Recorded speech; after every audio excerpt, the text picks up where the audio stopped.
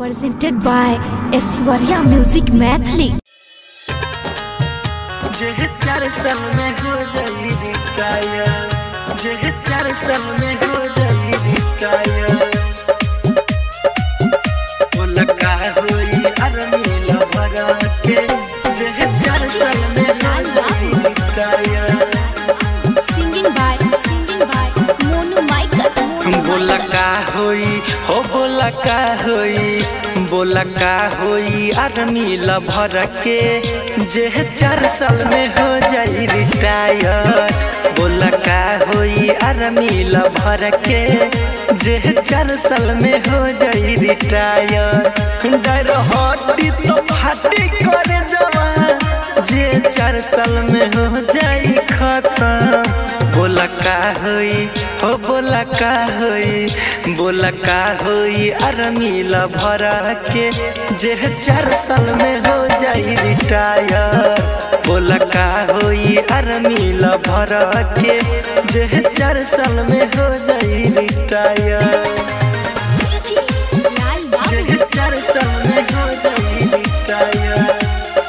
Aishwarya Digital Recording बोला का होई आर्मी लवर के, जे 4 साल में हो जाई रिटायर।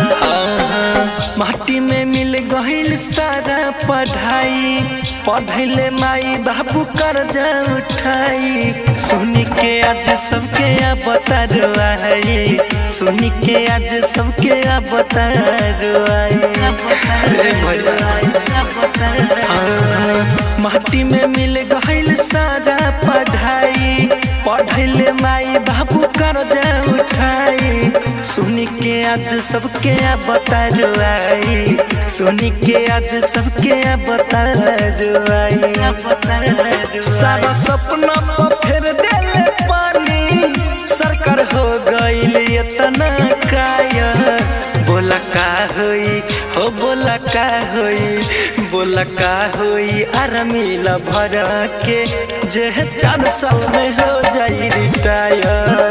बोला का होई आर्मी लवर के, जे 4 साल में हो जाई रिटायर, जे 4 साल में हो जाई रिटायर। बोला का होई आर्मी लवर के, जे 4 साल में हो जाई रिटायर। कैसा मोदी योजना लाइल हो, सेना के छुट्टा तारो आइल हो। केतना बसरेल फुकाइल हो, केतना बसरेल फुकाइल हो, केतना बसरेल फुकाइल।